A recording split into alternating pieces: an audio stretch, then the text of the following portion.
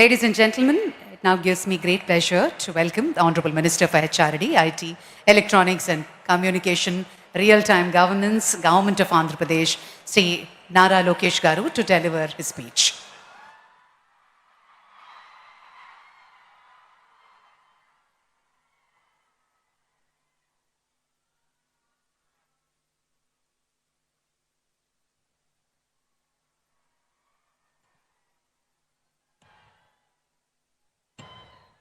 త్రివిక్రమ్ శ్రీనివాస్ గారు మాట్లాడిన తర్వాత మాడటం చాలా కష్టమైన పని.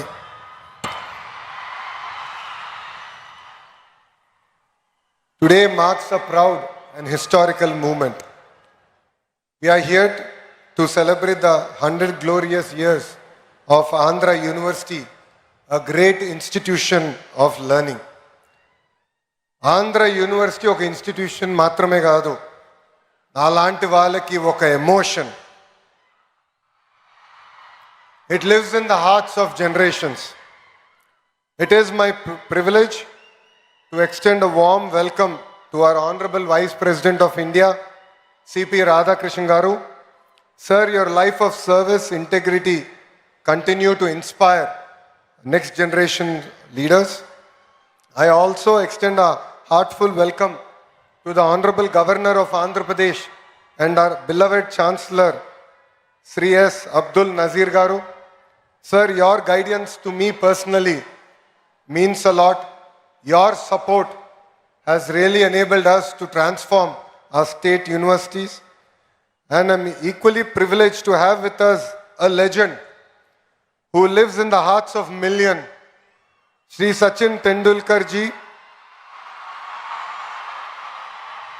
a symbol of discipline, dedication, and excellence. From the first time I've met you to meeting you again today here, your support to Andhra Pradesh and your motivation to lead from the front means a lot to me personally, sir. And there is another legend amongst us, that is none other than our Honorable Chief Minister, Sri Nara Chandrababu Naidu Garu, whose vision continues to inspire next generation leaders like me and to the youngsters sitting in front of us. And your strength is our foundation for the future of education. And I've always been told to treat people the way you want to be treated, especially when they are in trouble. One person who has stood always by me during my lowest time to my highest time, Sri M. Venkaiah Naidu Garu, your support personally means a lot to me, sir. And Honorable Governor of Odisha, Sri Haribabu Garu. And I also extend my warm greetings to all the dignitaries on the dais, esteemed alumni, faculty in front of me, and my dear students. 2014లో రాష్ట్ర విభజన జరిగింది. కట్టు బట్టలతో మెడబట్టి మనందరినీ బయటికి గెంటేశారు. రాజధాని ఎక్కడ ఉండాలో చెప్పలేదు. ముఖ్యమంత్రి గారు కూర్చునే కనీసం కుర్చీ లేని పరిస్థితి. సచివాలయం లేదు, అసెంబ్లీ లేదు. అలాంటి పరిస్థితుల్లో మనం మన ప్రయాణం ప్రారంభం చేశాం. కానీ ఆ రోజు మనకి 2 బ్రాండ్లు వచ్చినాయి. ఒకటి ఆంధ్ర యూనివర్సిటీ, రెండోది మన బ్రాండ్ చంద్రబాబు నాయుడు గారు. ఇక్కడున్న మీ అందరు తెలుసు, ఆ రోజు తొలి క్యాబినెట్ మీటింగ్ ఆంధ్ర యూనివర్సిటీలో మనం ఏర్పాటు చేసుకుంటాం జరిగింది. అంతెందుకు భాష ప్రయుక్త రాష్ట్రాలు ఏర్పడినప్పుడు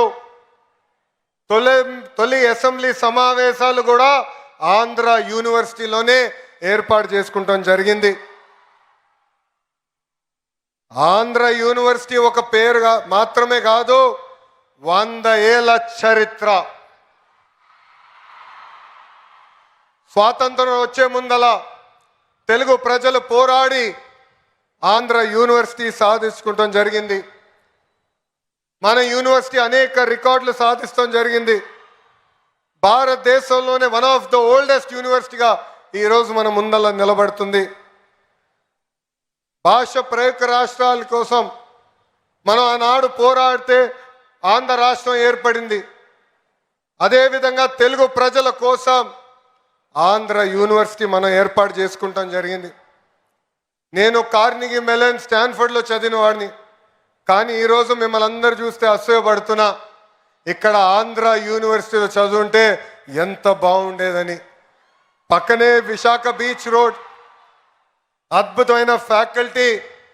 అంతెందుకు ఆంధ్ర యూనివర్సిటీ స్టూడెంట్స్ జోషే ఈరోజు అదిరిపోవటం జరుగుతుంది.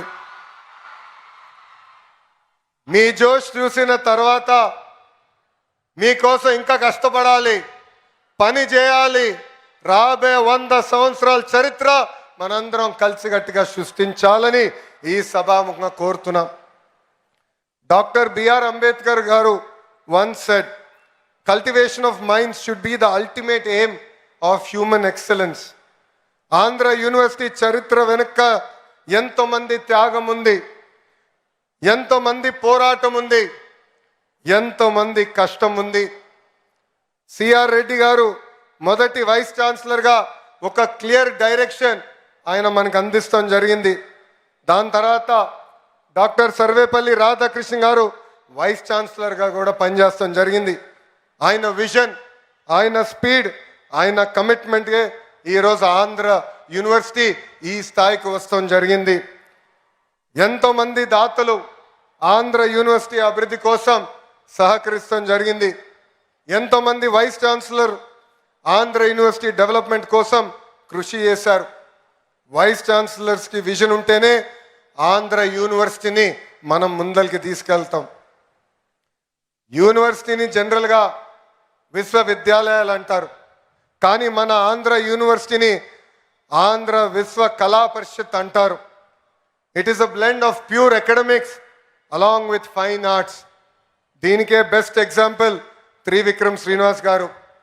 మన ఆంధ్ర యూనివర్సిటీ నుంచే ఎంఎస్సి న్యూక్లియర్ ఫిజిక్స్లో గోల్డ్ మెడల్ సంపాదించి ఏకంగా ఒక ఫేమస్ మూవీ డైరెక్టర్ అవుతాం జరిగింది. ఆంధ్ర యూనివర్సిటీ ఎంబలం దగ్గర నుంచి కోర్సుల వరకు అన్నీ ఒక స్పెషలే. హైయర్ ఎడ్యుకేషన్లో డిఫరెంట్ ప్రోగ్రామ్స్ అందిస్తుంది మన Andhra university. AU has 68 academic departments with 7 constituent colleges offering 121 undergraduate and postgraduate programs along with other research programs available. AU has 304 affiliated colleges with 85,000 wonderful students, including 1,050 foreign students coming across 56 countries. Andhra university ఆంధ్రప్రదేశ్కి మాత్రమే కాదు, భారతదేశానికే గర్వ కారణం. Andhra university గత 2 ఏళ్ళుగా అనేక ర్యాంకులు కూడా సాధిస్తాం జరుగుతుంది. ISO సర్టిఫికేషన్ కానివ్వండి, NAC A++ కానివ్వండి, NRF 2025లో one of 4th best state యూనివర్సిటీగా కూడా మనం సాధించుకున్నాం. But I will be happy as an education minister only when Andhra University is among the top 3 universities in India and among the top 100 in the world. So I request the faculty in front of me, the Vice Chancellor on the dais, GP Rajshekhar Garu, with this single agenda we should work hard and make our Chancellor Abdul Nazir sir proud. Andhra University lo చదువుకున్న వారు గొప్ప స్థాయికి వచ్చారు. Physics నుంచి politics వరకు Andhra university mark శాశ్వతంగా ఉంది.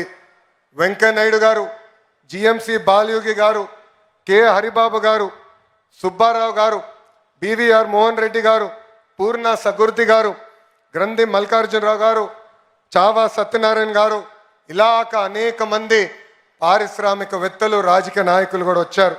అంతేకాదు రాజకీయాల్లో కూడా ఆంధ్ర యూనివర్సిటీ స్టూడెంట్స్ నంబర్ 1. ఎందుకంటే గాజువాక శాసనసభ్యులు పల్లా శ్రీనివాస్ గారు కూడా Andhra university product. Their rise is not merely by chance. It is by commitment, struggle, sacrifice and unwavering determination. And I expect many more students here who are in front of us to join politics, to bring about the change that we want to see in politics, and together we can make India Vikasit Bharat, which is the dream of our Honorable Prime Minister, Shri Narendra Modi ji. ఇక్కడ ఉన్న విద్యార్థులందరూ కూడా నా జీవిత ప్రయాణం గురించి కూడా చెప్పాలనుకుంటున్నా. కార్నిగి మెలన్లో చదివా, స్టాన్ఫర్డ్కి వెళ్ళాను, దాని తర్వాత వరల్డ్ బ్యాంక్లో పనిచేసా, హెరిటేజ్లో కూడా ఎగ్జిక్యూటివ్ డైరెక్టర్గా ఉన్నా.